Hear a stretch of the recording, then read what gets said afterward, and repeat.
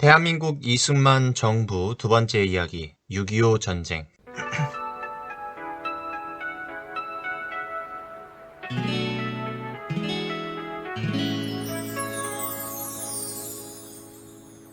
이거 세상에서 제일 귀한 역사 수업 들려줄 테니 재밌게 들어줘. 오프닝송이 이제 곧 끝나가니까는 집중한다 나랑 약속해줘요. 이건 세상에서 제일 귀한 역사 수업 들려줄 테니 재밌게 들어줘. 우철쌤의 역사 콘서트. 1950년 한반도 상황입니다. 북한군과 남한군이 충돌하는 횟수가 많아졌습니다. 특히 북이 38도선으로 남과 북이 나뉘어져 있었기 때문에 부득이하게 웅진반도와 같이 육지를 통해 남한으로 이동하는 길은 막히고 바다로만 이동할 수 있는 길만 있는 지역이 생겨났습니다. 그러다 보니 북한군이 이 고립된 지역을 계속해서 공격했고 이로 인해 양군의 지속적인 충돌이 일어났습니다. 뿐만 아니라 남한의 남쪽에 있는 전라남도와 경상남도 경계에 있는 지리산에서 공산당 부대인 빨치산이 투쟁을 벌이며 계속 대한민국을 혼란스럽게 했습니다. 그러던 중 1950년 1월 미국 국무장관 애치슨이 애치슨 라인을 발표합니다. 애치슨 라인이란 미국이 태평양 지역의 방위선을 설정한 것인데요. 이 방위선에 의하면 타이완과 한국은 미국이 지켜주지 않겠다는 것처럼 보이게 됩니다. 오른쪽 지도처럼요. 그러다 보니 북한이 이를 미국이 지켜주지 않기 때문에 전쟁을 통한 통일 기회로 생각합니다. 남한 또한 전쟁이 일어날 수 있음을 감지하게 되었고 이에 미국에게 상호 방위 원조 협정 체결을 요청합니다. 미국이 이를 받아들이면서 서로 공격을 받을 시에 방위 원조를 해주겠다라는 약속을 하게 되죠. 그러면서 북한과 남한의 상황이 나뉘어지게 됩니다. 북한은 겉으로는 평화 통일을 주장하면서 속으로는 전쟁을 준비했습니다. 소련에 전쟁에 대한 승인을 요청했고 중국에는 전쟁을 지원해 줄 것을 요청했고 남한의 남로당에게는 협력을 요청했습니다. 반면에 남한은 겉으로는 북진 통일, 체제 정비 이렇게 외쳤지만 속으로는 전쟁 준비가 부족했죠. 북한이 전쟁을 준비하기 시작합니다. 김일성이 남침에 대한 계획을 소련에 문의합니다. 남한을 침략하는 것을요. 또한 독립군 부대로 활동했던 조선의용군을 북한 인민군으로 편입합니다. 소련의 스탈린은 최초에는 승리에 대한 불확실성 때문에 거절합니다.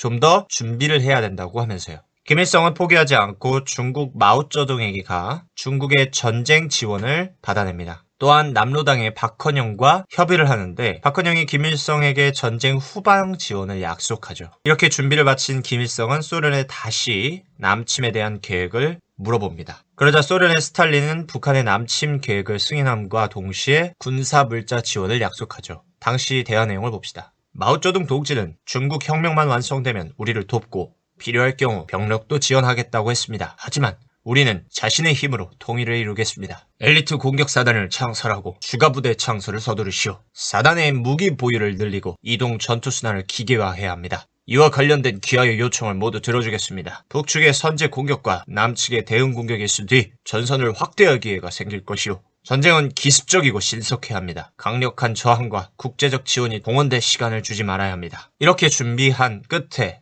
1950년 6월 25일 새벽 4시 북한군은 기습적으로 남침을 개시합니다. 역사는 우철띠철.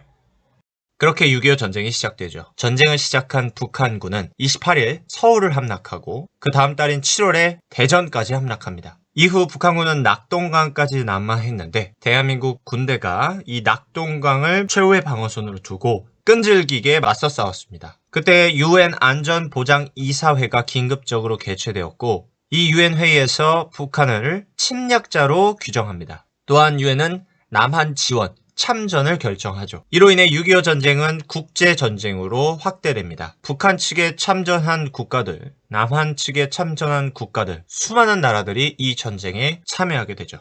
유엔군이 도착하자 대통령 이승만은 한국군의 전시작전 지휘권을 유엔군에 넘기게 됩니다. 전쟁 시 작전을 지휘하는 권리를 전시작전 지휘권이라고 합니다. 유엔군 사령관 메가더는 한국군과 유엔군의 연합작전을 시작했고요. 9월 15일부로 인천 상륙 작전을 전개합니다. 이 작전이 성공하면서 북한군의 보급로를 끊었고 9월 28일에 연합군이 서울을 되찾으면서 전쟁 상황이 역전됩니다. 10월 1일 한국군이 가장 먼저 38도선을 넘어 북한으로 공격하기 시작했고 대한민국은 이 날을 기념하기 위해 10월 1일을 국군의 날로 지정합니다. 18일 뒤인 10월 19일 연합군이 평양을 점령하면서 북한군은 북쪽으로 쭉 밀려나게 되었고 연합군은 압록강 부근까지 백두산이 보이는 그 지역까지 진격을 합니다. 그러나 10월 25일 중국군이 북한군 측에 참전을 합니다. 연합군이 압록강까지 온 것은 중국에게 위협이 된다면서 수많은 군사들을 보내죠.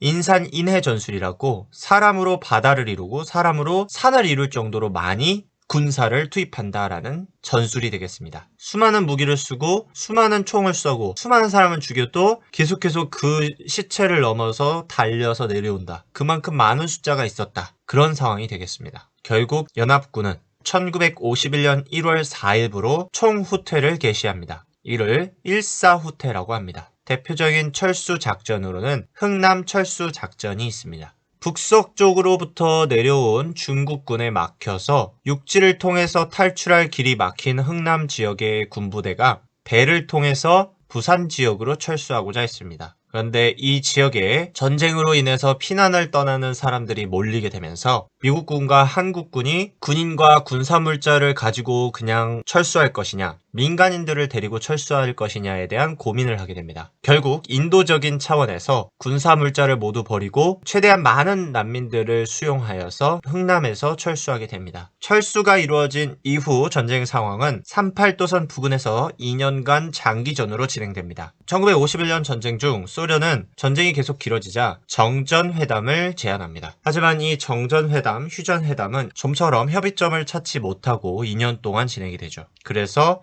2년간 장기전이 진행된 겁니다.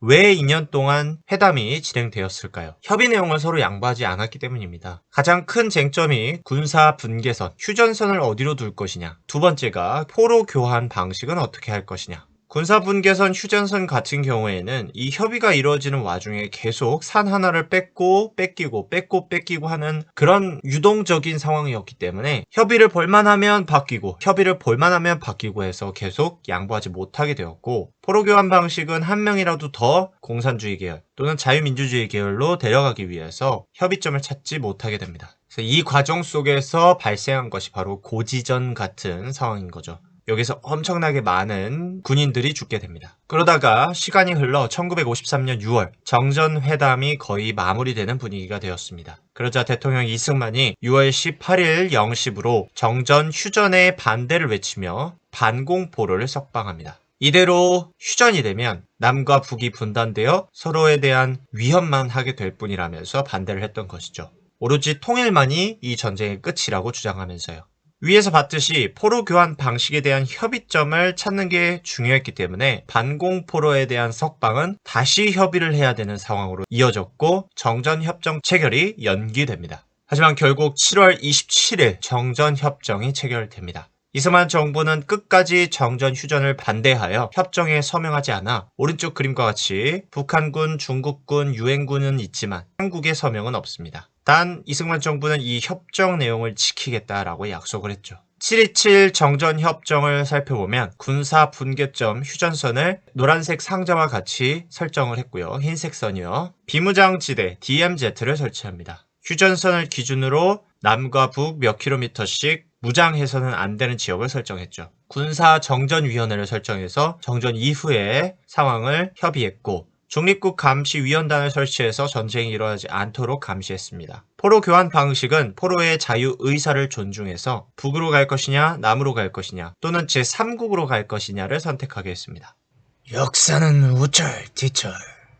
6.25 전쟁 이후 남과 북입니다. 이산 가족이 발생했다. 양국의 사회 문화가 단절되어 공동체 의식이 사라지기 시작했습니다. 북한은 한반도 적화통일 정책을 썼고요. 소련, 중국과 동맹을 강화했고 이 과정 속에서 김일성 중심 지배체제를 확립하기 위해 전쟁 패배를 박헌영 등의 반기밀성 세력에게 몰아 숙청해버립니다. 이로써 김일성 가문 중심의 나라가 되었죠. 남한은 반공 정책을 시행하여 여전히 북진 통일을 외쳤습니다. 또한 이러한 정책을 반대하거나 대한민국을 뒤집으려는 좌익 계열을 압박하기 위해 국가보안법을 시행했습니다. 미국과는 상호 방위 조약을 체결하여 한미 군사 동맹을 강화했죠. 이러한 동맹이 현대까지 이어져서 대한민국과 미국의 동맹 관계를 유지하게 되었습니다. 이러한 동맹은 현대까지도 이루어지고 있죠. 6.25 전쟁 이후 주변 국가 상황입니다. 미국의 경우 동아시아에서의 사회 공산주의를 견제하고자 했습니다. 따라서 샌프란시스코 강화 회의를 통해서 자유민주주의 계열의 국가들을 하나로 뭉치고자 했고, 한미 상호 방위 조약을 체결하여 한국과 미국의 군사 동맹을 강화했습니다. 중국은 중국 공산당에 반대하는 세력을 제거하면서 동아시아에서의 사회 공산주의 확산을 위해 노력을 했죠.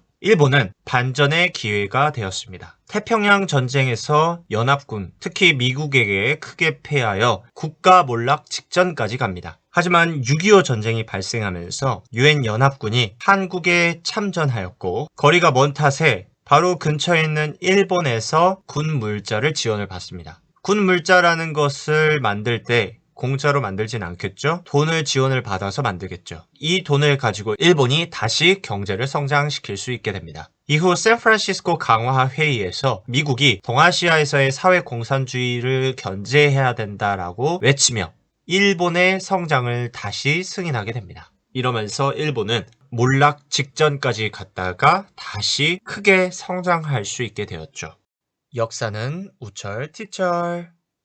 마지막으로 6.25 전쟁의 피해입니다. 많은 인명피해가 발생했었습니다. 민간인, 군인 할 거 없이 많은 한국인들이 죽었고요. 또한 이 전쟁에 참여한 외국 군인들도 많이 사망을 했습니다. 다음으로 이산가족 피해입니다. 가족이 남과 북으로 나뉘어져서 서로 만날 수 없는 상황이 되었습니다. 또한 전쟁으로 부모를 잃은 아이들이 폐허 속에서 살게 되는 상황이 되었습니다. 다음으로 수많은 폭격에 의해서 생산시설 다수가 파괴되면서 경제적으로 굉장히 악화되었고, 그러다 보니 한반도에 식량 문제가 발생합니다. 생산시설뿐만 아니라 밭과 논이 다 망가졌기 때문이죠. 오늘 영상은 여기까지입니다. 우리는 다음 영상에서 다시 만나요. 바이바이.